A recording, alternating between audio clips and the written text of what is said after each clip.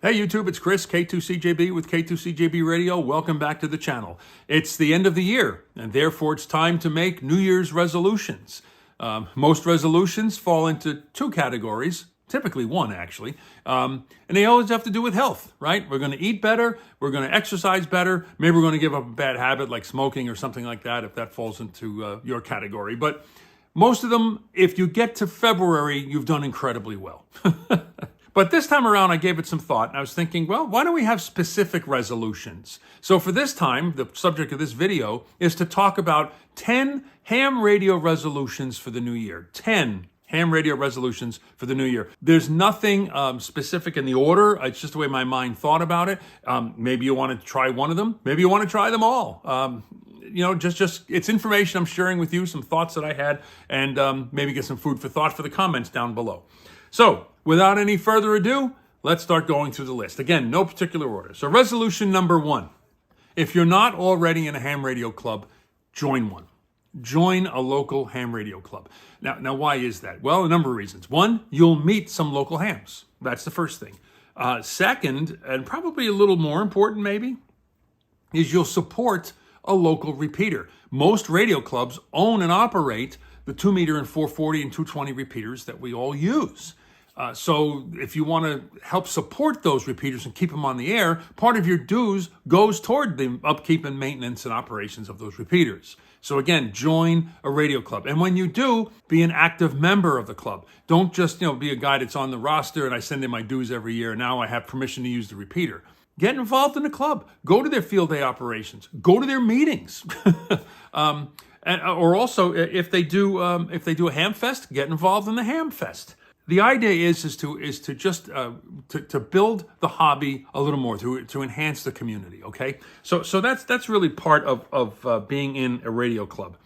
The other thing I would recommend with radio clubs is to participate in their on-air nets. Most clubs have them on their repeaters, and don't just check in and kind of in and out. Be part of the on-air net. Okay, so be an active member, be involved, go to their meetings, be on their nets, and go to the field day things or whatever else they might do. Now, what if you're already a member? Say, well, wait a minute, Chris, I'm already a member of a radio club. Okay, well, maybe you can get a little more active with the radio club.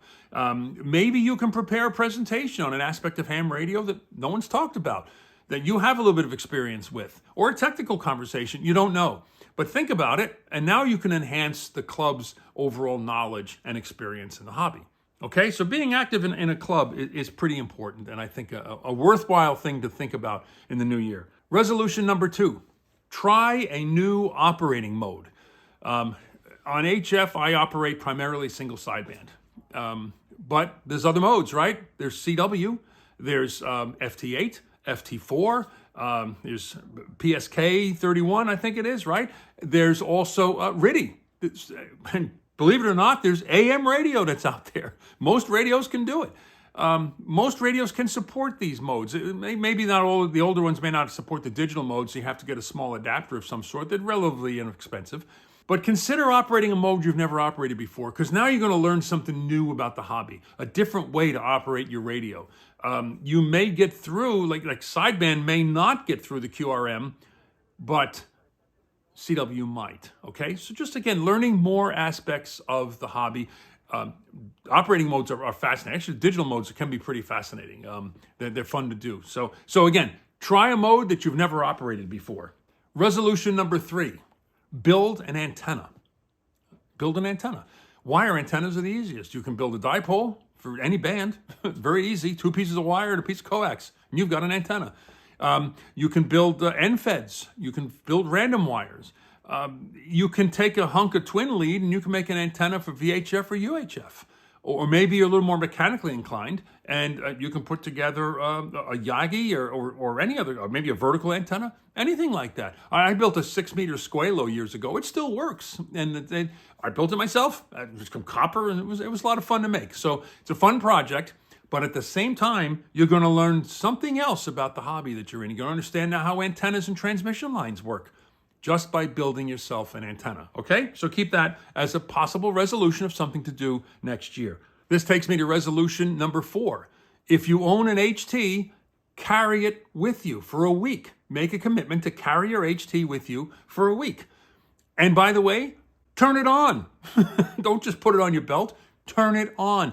Listen to it. Scan around. Listen to the traffic on the local repeaters as you're going about your business. Take it to the food store. Take it to work. Take it to a restaurant. Well, you may have to turn it off when you sit down in a restaurant.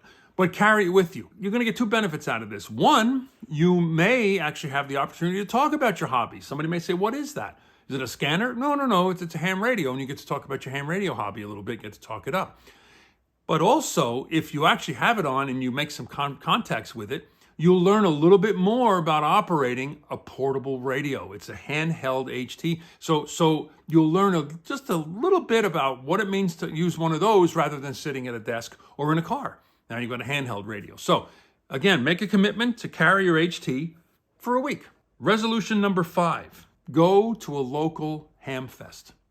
Go to a local Hamfest. Or if you have the funds and the time, go to Dayton or go to Hamcation or go to one of the larger regional Hamfests. But I would recommend going to a local Hamfest. Now, why is that something that's important? Well, first of all, you may wander around and you might find yourself a bargain.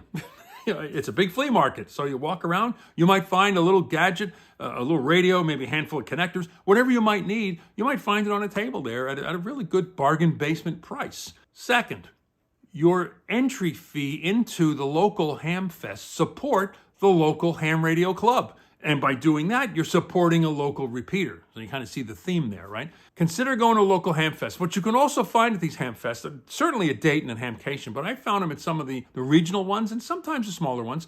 You might find a really great presentation on an aspect of ham radio you never thought about or something you might be interested in.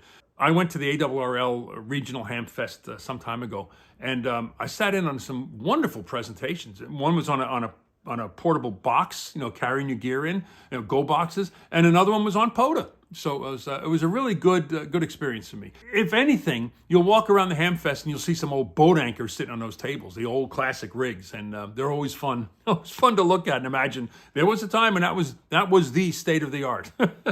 So again, go to a local Hamfest. Resolution number 6, participate in an operating event like a contest. They're typically an HF, although you do have them on VHF and UHF. I like CQ Worldwide. I don't operate CQ Worldwide thinking I'm going to win something. I get on CQ Worldwide because it gives me an opportunity to work some DX contacts and stations that are not normally on the air. You get a lot of these DXpeditions, you get a lot of special event, special stations that have gone to an island or something like that. And you can work a country that normally you wouldn't hear just tuning around. So in fact, recently the ARRL had their 10-meter contest. Of course, with the sunspot cycle being the way it was, 10 meters was wide open. I worked a bunch of new countries on 10 meters. So, we're not chasing, I'm not into chasing awards like that, but it's just fun to work new countries and make new DX contacts that you normally wouldn't make, just tuning around or just calling CQ. You might not actually make those contacts. So operating contests for that reason. If you're not into working contests, that's fine. Maybe you can find one of those special events that go on, like the 13 Colonies event, where you have to chase 13 stations. And if you work them all, you get what they call a clean sweep. But even if you work a couple of them, you still get the little certificate. They'll send you that. You can work the 12 Days of Christmas, where you work a handful of stations that have special call signs. And if you work them all, you get the clean sweep. And they note that on your certificate. So just some fun on-air things to do, which kind of, just get you active for a couple of days around a contest or one of these events are running. The bottom line for those is it hones your skills in pileups. You're going to be working pileups. You'll be on the wrong end of a pileup. You'll be the one trying to make the contact, but that's okay. You'll learn how to operate and make contacts and punch through these pileups. So great practice. It's great on-air practice to do. So again, give that a thought. Make that a resolution. Operate at least one contest or special event throughout the year. Okay, the next two have to do with the shack. Okay, this is resolution number 7 if you're keeping count. Donate extra ham radio gear. Now, maybe you've got a radio you haven't used in a long time. It's just sitting there gathering dust. Maybe you have one that I'm thinking about upgrading and I just don't want to go through the hassle of trying to sell my old rig, so you can donate it. Now, who can you donate it to? Well, the ARRL takes them. Your local radio club, you can donate it to them. You can find a school like that WB2JKJ that you see all the time online and in QST, been around a long time. You can donate it to them. I don't know if there's any tax benefits to any of these, but that's not why you're doing it. You're doing it because by donating a radio, you're actually making that radio available to someone who maybe can't afford one. So it could be a new ham that you are actually enabling and giving them the equipment to be able to get on the air. So consider donating any extra gear that you have. The 8th resolution also has to do with the shack, and that is to reorganize or rearrange your shack. Maybe move some things around. Maybe you don't need that meter right in front of you like it has been. Maybe I want this radio sitting there instead of that one. Maybe I want these monitors over in this part of the desk or that one.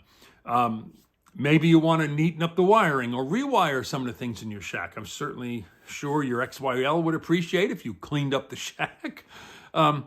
But consider doing that. Just take an afternoon and just rearrange or reorganize or straighten out your shack and throw out some of the old bits of paper and junk you got laying around and just clean it up and make it look like a professional looking amateur radio station. Professional amateur.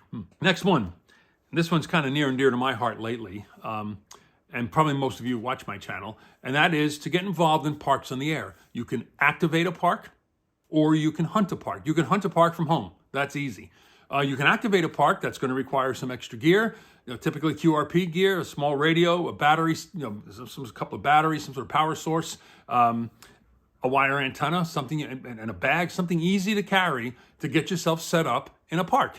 It's an incredible operating thing to do. I mean, my hat's off to the volunteers that run parks on the air. They do a fantastic job, and it's a hard job for them. They have a lot to do.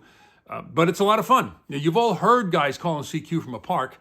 I've done it myself, and I've had a ball, setting up in a park somewhere and on a nice day and sitting there playing radio for an hour. It's great. It's like your own mini field day. You're out there by yourself in the field playing ham radio. But we say playing ham radio, but listen, here's the benefit of getting involved in something like Parks on the Air, especially if you're going to go out and activate. You now have an assortment of equipment that you can use portable.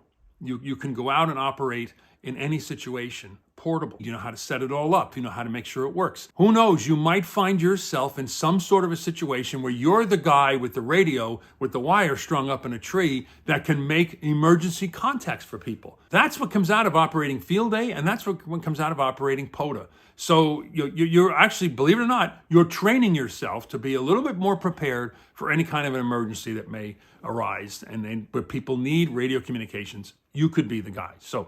But consider it. Consider this year making the year, if you haven't done it yet, of taking the plunge and getting into POTA and just going to a local park and activating the park. And the 10th resolution for this year, and this takes a little more of a commitment, and that is, if you don't have your extra class license in the United States, then consider upgrading your license.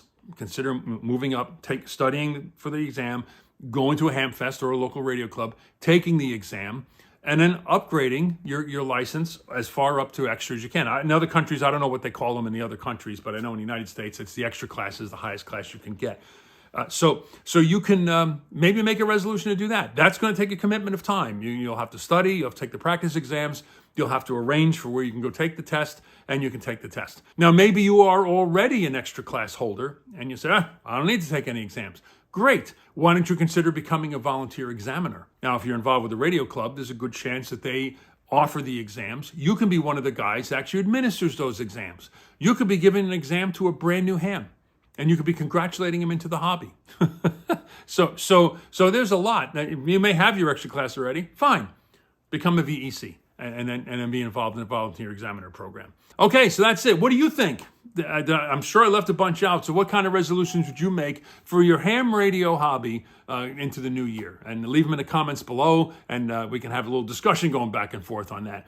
If you like this video, give me a thumbs up. And if you haven't seen anything on this channel before, but you'd like to watch more of these sorts of things, please consider subscribing. That'd be a wonderful thing, just to kind of help my channel with the algorithm. You all know how it works. I don't have to give you that spiel again. So I hope you enjoyed this video, and until the next time, 73 from K2CJB.